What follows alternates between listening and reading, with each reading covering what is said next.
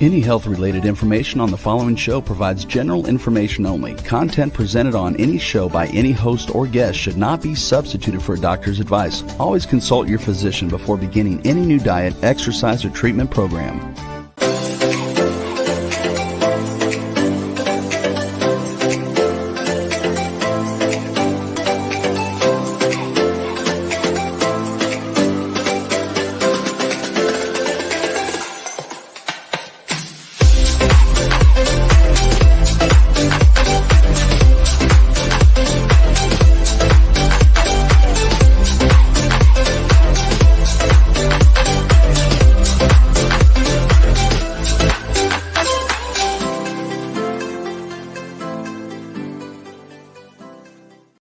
Hello, everyone, and welcome to the Inspired and Empowered Living TV show and podcast. We are live Tuesday mornings at 11 a.m. Eastern on talk4tv.com, w4wn.com, and my YouTube channel.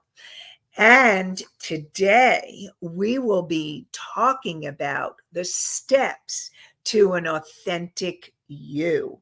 Learn how to discover who you really are, what you feel, what you want, what you need, and then be able to express that to others in healthy, appropriate ways. When you are living authentically, you can have healthier and joyful, loving relationships with others and create an inspired and empowered life. Together, let's create a life you love.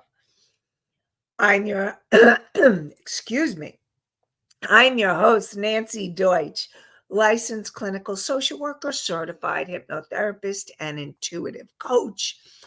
And I combine my counseling, coaching, and intuitive abilities to transform your life. This show is not a replacement for therapy or counseling. It is for educational purposes only. And I want to start off this week with last week's questions. So we were talking last week about your thoughts and how you can have those thoughts in your mind, and you can have that mind chatter, and your mind can be very busy, and you have that mind chatter, and you're thinking. I call it thinking mode. And you're so busy thinking that what's really important is learning to be able to quiet the mind. And that's also going to be really important as we talk about the steps to an authentic you. So we have Misty, who she asked, what if we run with a thought that was a chatter instead of an actual thought? Sometimes the floaters can be sticky. So one of the things that I was talking about last week is to imagine your thoughts as like clouds passing by. And so what Misty's asking is, what if you have those thoughts and the chatter is instead of the thoughts? Like, how do you know the difference? And those floaters, if you're stuck on a thought, they can be really sticky, just as she said. So what do you do? Well, what you do is you take a deep breath and you work on focusing yourself and focusing on perhaps your body or your breath, coming back. Because what happens when you're in the mind chatter, you will find that that mind chatter is either the past or the future. So learning to be able to come back using your breath, using your feet, working on grounding yourself can help you get out of that mind chatter. And if you find that there is a thought that's sticky and you keep, let's say it's the same thought again and again, then that is a signal to you. Oh, what I need to do is to take a deep breath, focus on my breath, focus on my feet, and be able to work on coming back into the body and coming out of your head. So, Misty, I'm hoping you're here and I'm hoping you heard that. And if you have any other questions around that, or you would like to let me know you're here and that if I answered it, or if you have any other questions around it, love to hear from you. And I see that we have Allie in the house. Good morning, Allie. So welcome. And then we had another question last week. And this question was from Country Corners Gazette. And they were talking about this. That is something to think about. How do we determine which are thoughts to think on? So again, we were talking a lot about thoughts. So how do you know? How do you know which are the ones that are sticky, which are the ones, if your thought, and a good way to, if it's a positive thought or a healing thought or a loving thought, you want to be thinking it. But if it's a thought, a worry thought, like, oh, how am I going to pay the rent? Or what am I going to do about this person or this job or this situation? And you're obsessing about it, then the thought is actually not helpful. Because what happens is when you're obsessing or thinking about a person, a situation, an experience, then what happens is you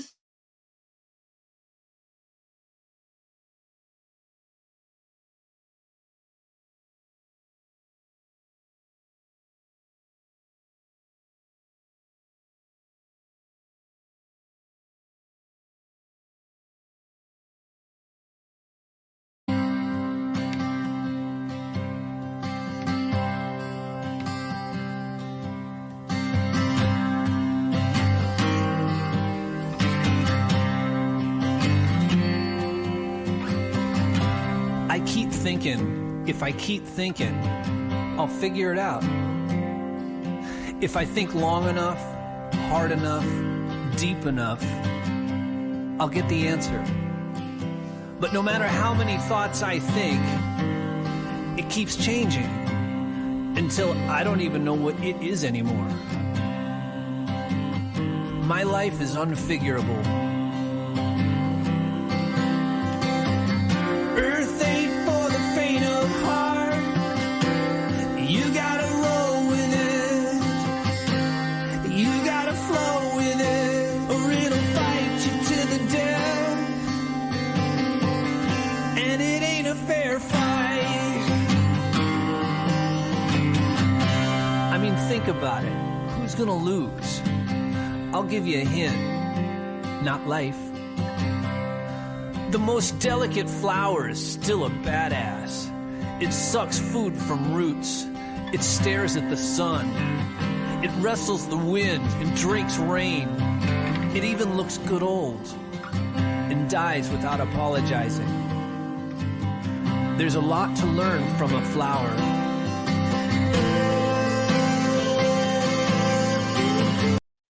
Hi there. Sorry about that, everybody.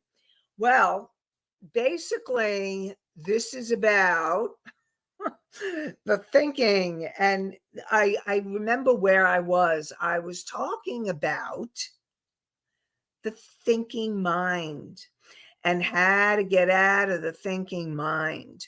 So, getting out of that thinking mind and being in that place of quietness, of groundedness, of being able to allow yourself to connect more deeply with who you really are. And when you're connecting with who you really are, and that's what we're going to be talking about today, you'll be able to quiet that mind more easily. And when you notice that you're in thinking mind, then that's the signal. So you know that you're in thinking mind if you're in the past or you're worrying about the future, or you're obsessing about something that's happening in your life and you want to stop that. So that's part of what you want to work on. So now, being able, talking about the steps to an authentic you. Okay. So the authentic you, what is the authentic you? And how do you connect with the authentic you? And that's what we're going to be talking about today. Okay. So first of all, let me define what I mean by the authentic you. And I see, Anastasia, you got a question. Okay, so I'm going to define authentic you and then I'll answer your question. So thank you for the question. Okay, so the authentic you is that part of you, the real or genuine part of you. It's a core part of you, that core energy of what I call light and love. And when you're connected with that part of you, you know you're connected with it because you feel peace or love or joy or gratitude, the higher energy vibration feelings. So that's how you know that you've connected with that authentic you. And really, when you're connecting with the authentic you, you are being true to yourself. You have the courage to be you, no matter what anyone says. And no matter what anybody says or does or thinks, you're allowing yourself to be you. But most of us grew up in families where it wasn't okay to be who we really were. It wasn't okay to be authentically us. And so we need to relearn and redo, regrow, and heal so that we get to the deep levels of who we really are. And that is our authentic being. And I call that our higher self, the wise, unconditionally loving part of you, your soul, the core energy of who you are, that source of light and love and your characteristics. And the higher vibration energies, when you're connecting with that, it's easier to be the authentic you. So let me get back to Anastasia's question, and I see some more questions coming in. Anastasia asked, when does it cross over to being an obsession? So I guess the best way for you to look at if your thoughts are becoming obsessive is if you can't stop thinking them. So the way that I would describe obsession is like there's this, it's like you can't stop. It's like it's compulsive. It's overwhelming sometimes. Like, for example, I'll give you an example. I think that would be helpful. So let's say, I have an idea. Okay. So let's say you were talking to a friend and you were really having a good time. And then they did something that maybe made you angry. And and then you said something. Now, again, this is not authentically you. What happens is sometimes you may act out a feeling like anger and then regret it. Okay? So they may have pissed you off and then you said something like that was maybe hurtful. And you could see how much they got hurt. And then you felt really badly. And you felt really sorry. And you couldn't stop thinking about that mistake. And you were obsessing about it and obsessing because it was like you couldn't stop thinking about it.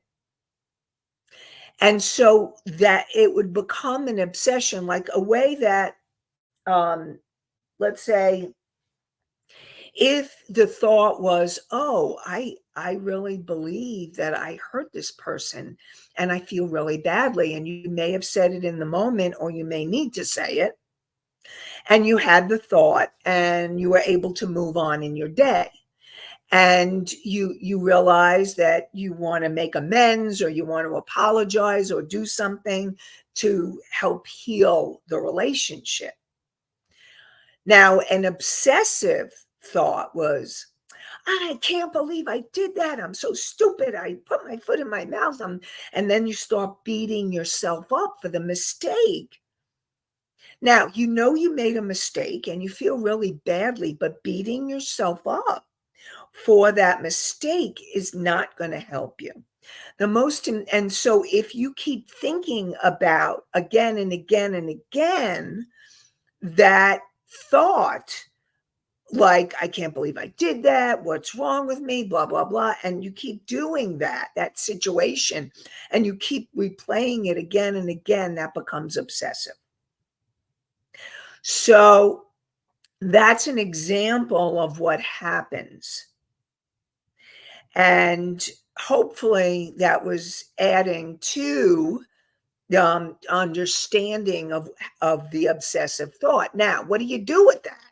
Okay, so what I would support you, if you make a mistake when you're in a relationship and you're connecting with somebody, and maybe you say or do something, and you may say, I'm sorry in the moment, but then you may decide, let's have a conversation later.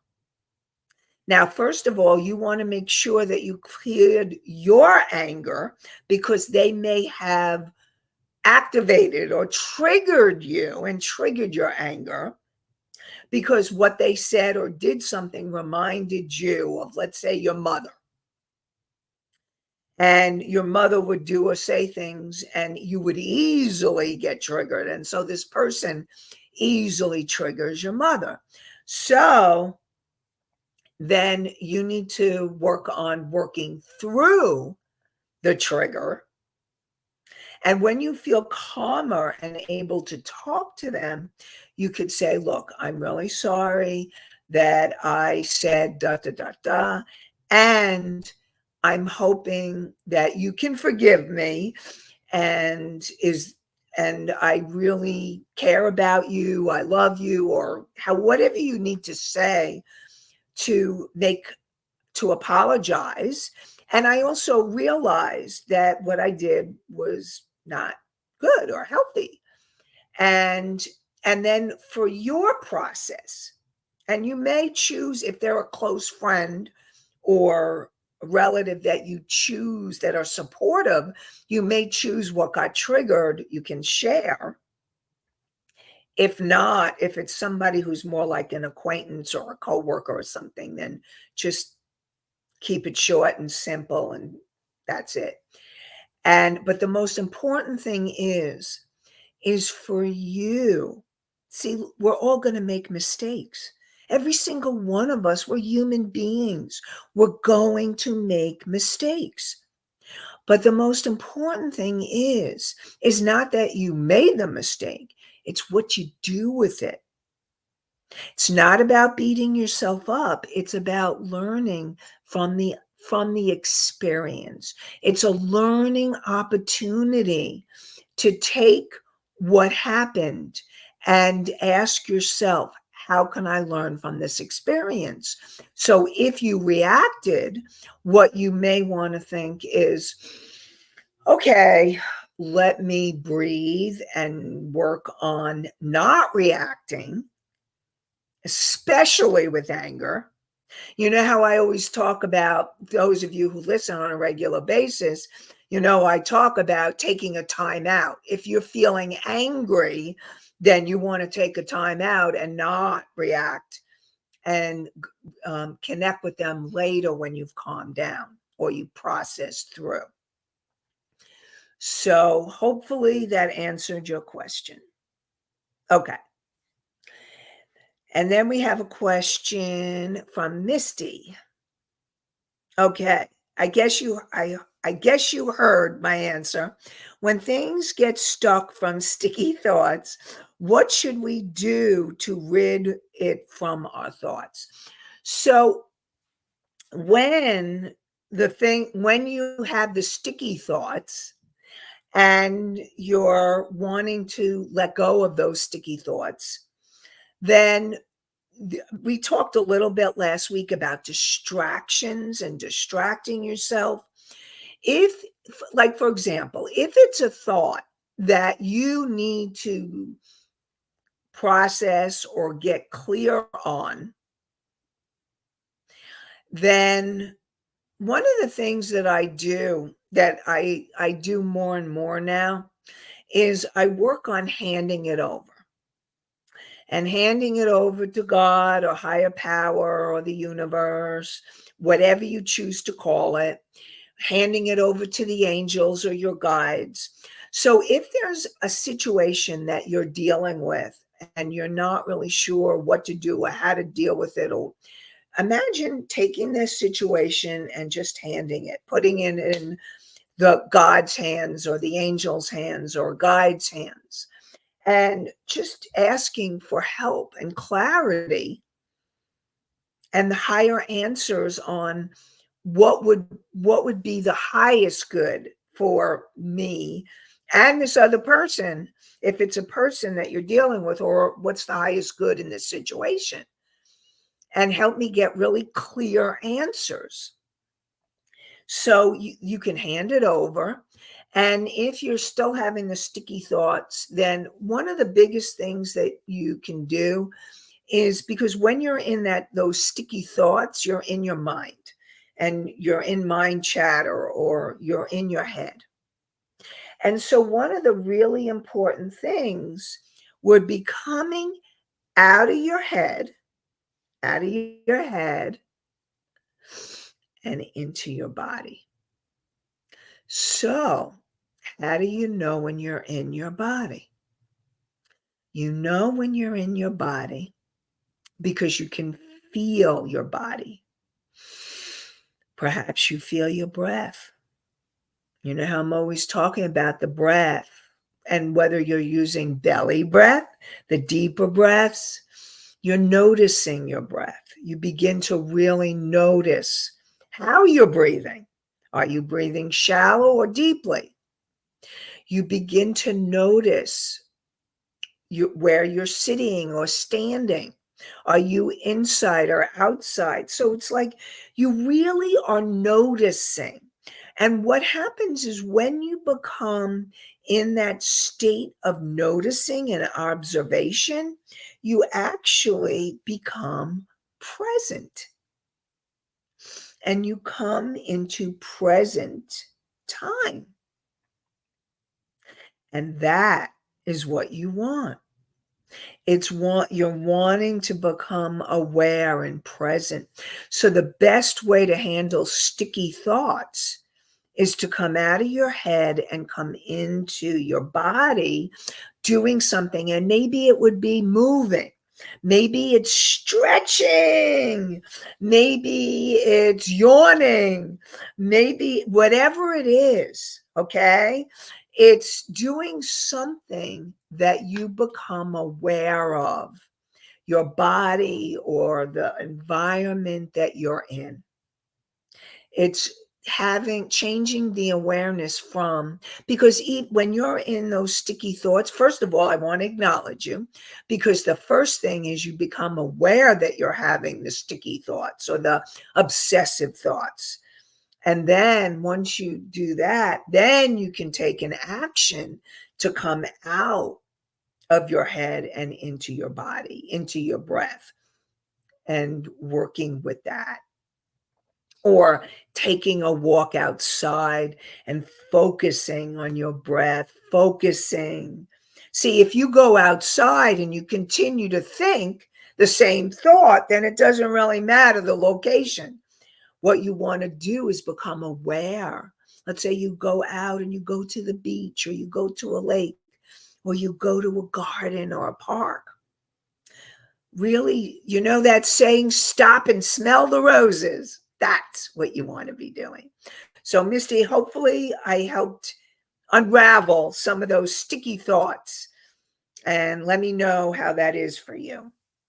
And then we have Country Corner's Gazette. So Country Corner says, how would we reach the authentic, and how would we know we are there? So first of all, I want you all to know that being authentic is a journey. It's a process. It's not like, poof, I'm authentic, I'm already there. Because here's the thing.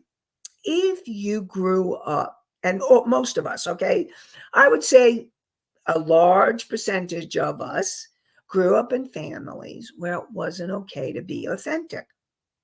And so learning to become your authentic self, who you really are,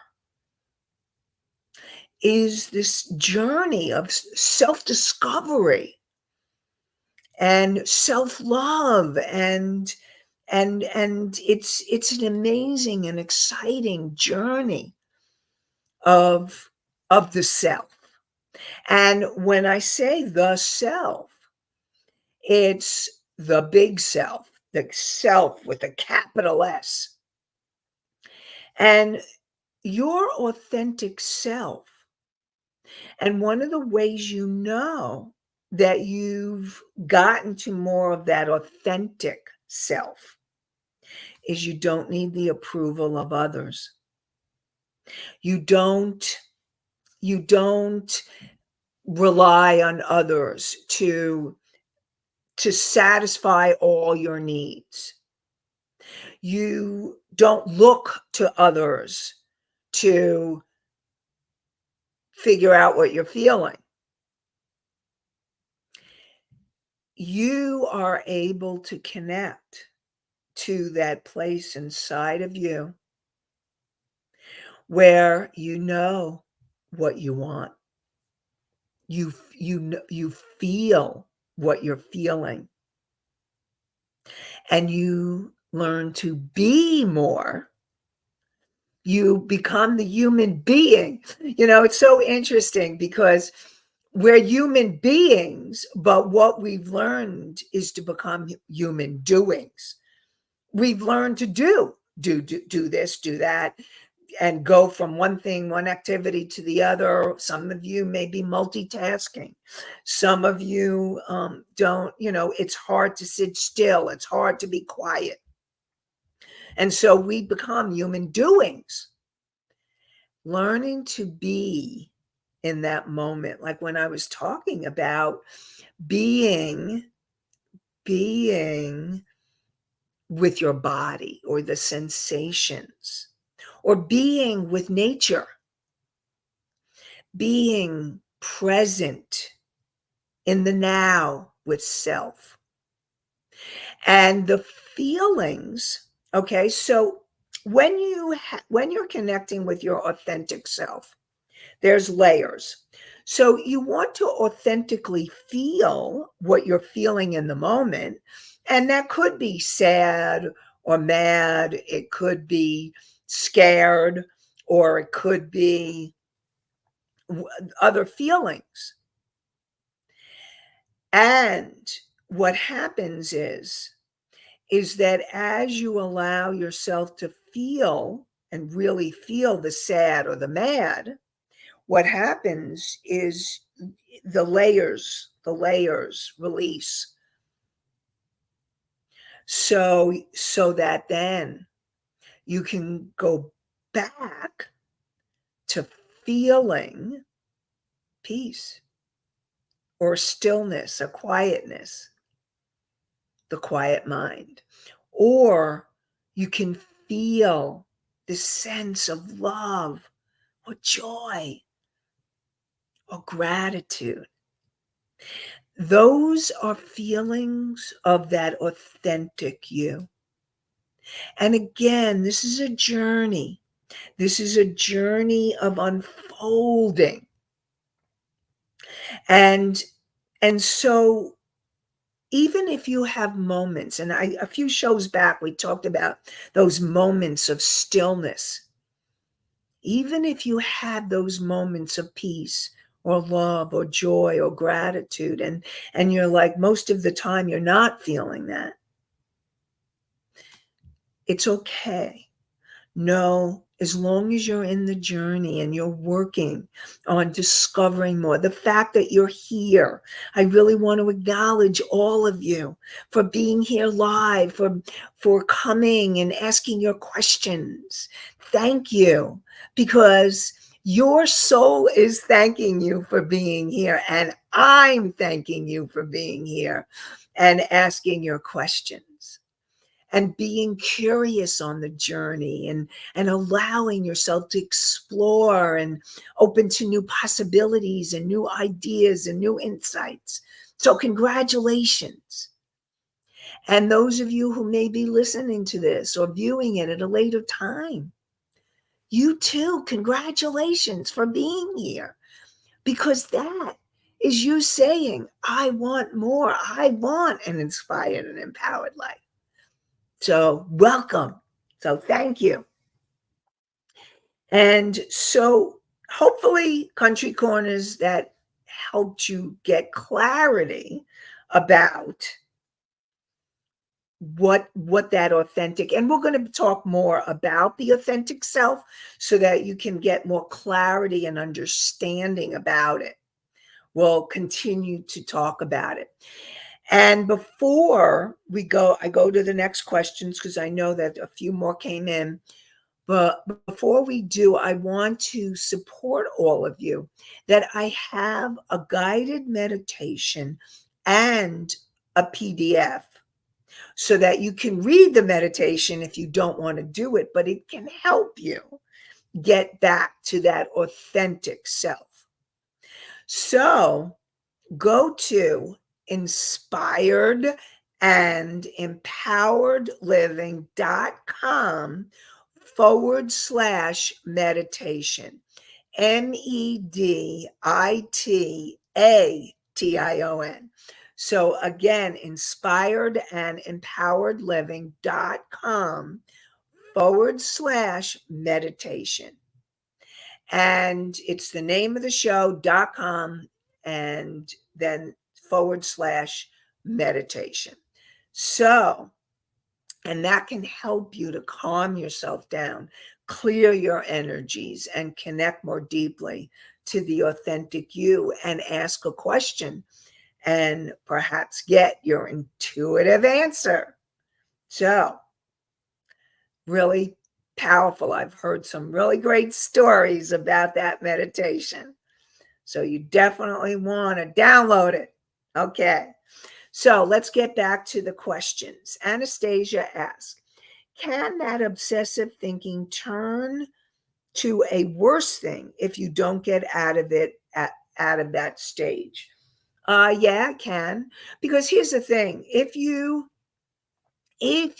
are in the obsessive thinking, and let's say you're beating yourself up, you're hurting yourself. You're hurting yourself. You're really angry at yourself, and that actually hurts you. And the obsessive thinking, again, if you're in that obsessive thinking, you may continue to do or say things that you later regret. So what can happen if you don't get out of, like, that's why it's really important for you to start becoming more aware. Conscious awareness is really powerful, because as you become more consciously aware of what you're doing or what you're thinking, and if you're in the obsessive thoughts, then you can say to yourself, what can I do? What can I do right now to come out of this obsessive thinking? Ask yourself the question. And maybe it will be using your breath. Maybe it will be journaling. Maybe it will be doing some kind of art.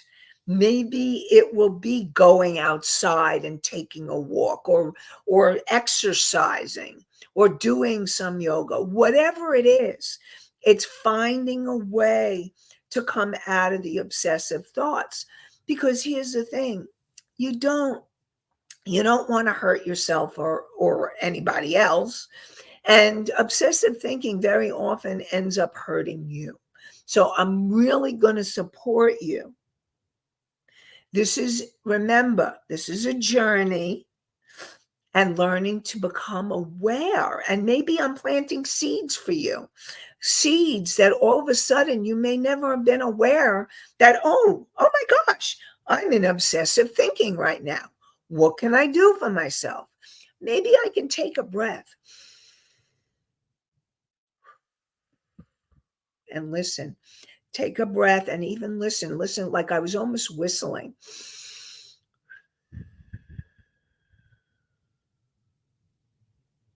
Again. And what happens is you come out of the thought and into the body and into the process that you're in.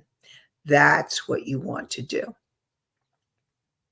And so remember, becoming aware and being in the journey is the most important thing of all. Okay?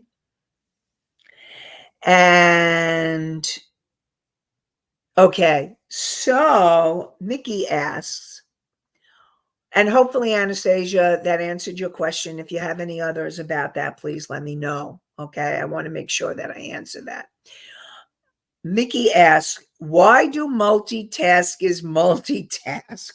So, multitaskers multitask usually because they have a lot to do and they feel there's not enough time to do it in, or that what happens with multitasking is usually, and I'm not going to say all the time, but usually you can't give yourself fully present to something when you're multitasking.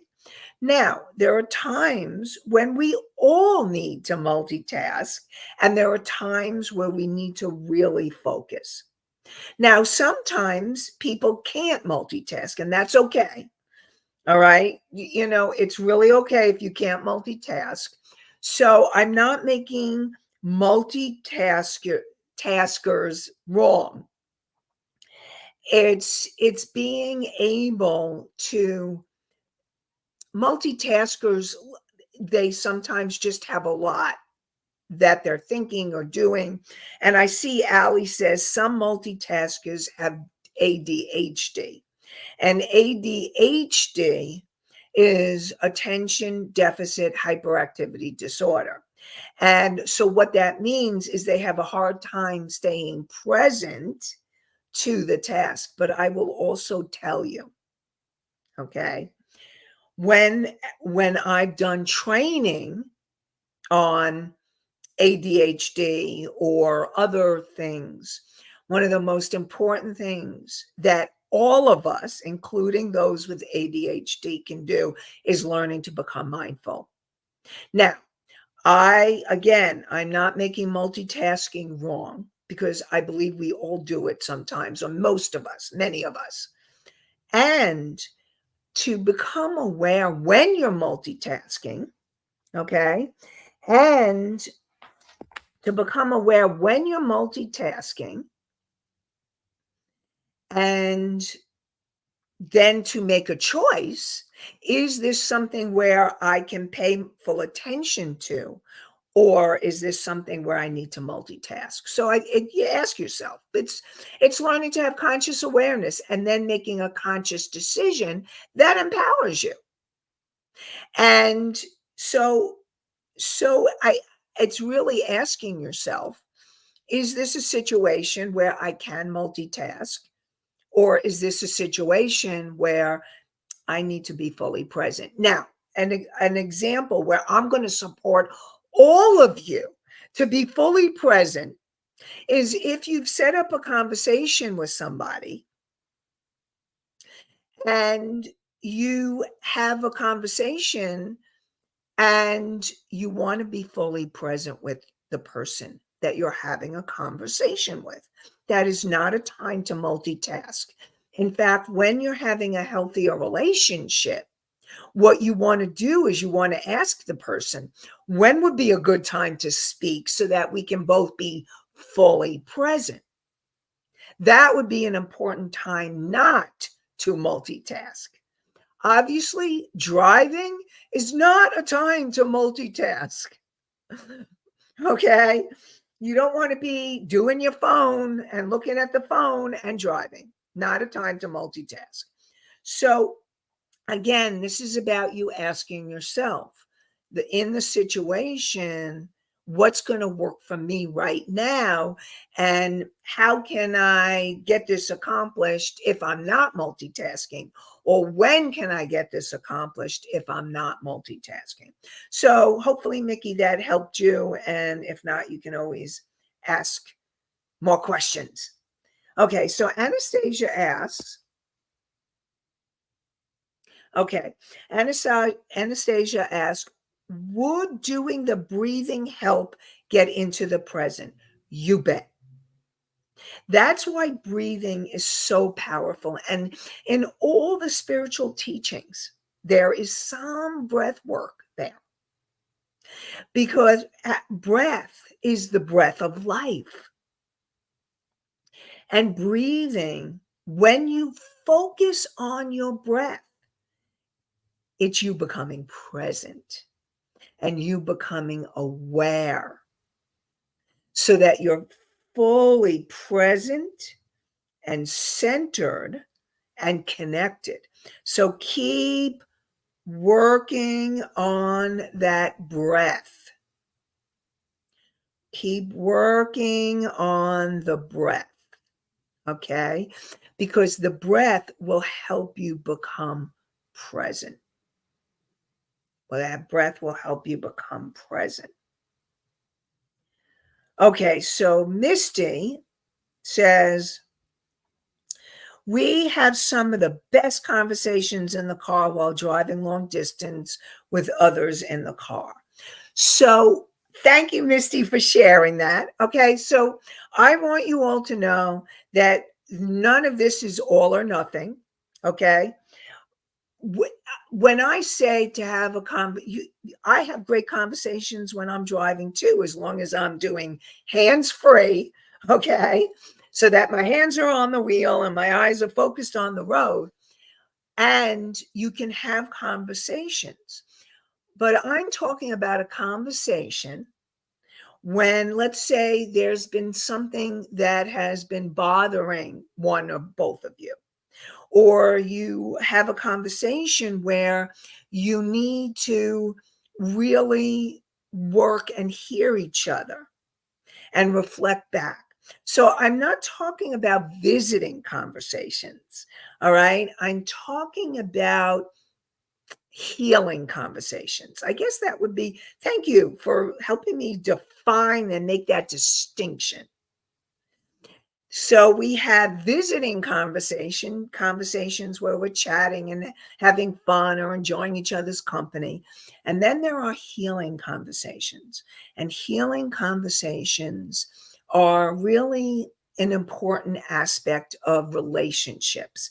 So, okay, we're going to talk more about that next week. Next week, when we talk more about the steps to an authentic you. And I see Ali says, I agree with Misty. The car is when I can actually talk to my husband because he's listening. LOL. Okay, so I hear you, all of you, saying, I get that. And you know what? Let's talk more about it next week. All right. So I love this conversation that we're having. See, look, we're having a great conversation right now. So we will continue this next week on Inspired and Empowered Living TV show and podcast. And we'll be doing Steps to an Authentic You Part 2 and going deeper into the last few questions or comments, I shall say. And we'll talk more about it. And Anastasia has a question. And Anastasia, I'm going to get to your question next week because that's going to be part of the next week's conversation. All right. So join us next Tuesday at 11 a.m. Eastern on talk4tv.com, w4wn.com, my YouTube channel. And you can follow the podcast on iHeartRadio, Spotify, Pandora, Apple, Amazon, and many more. And so I wish you all an inspired and empowered day and an inspired and empowered week. Have a great one, everybody. Bye for now.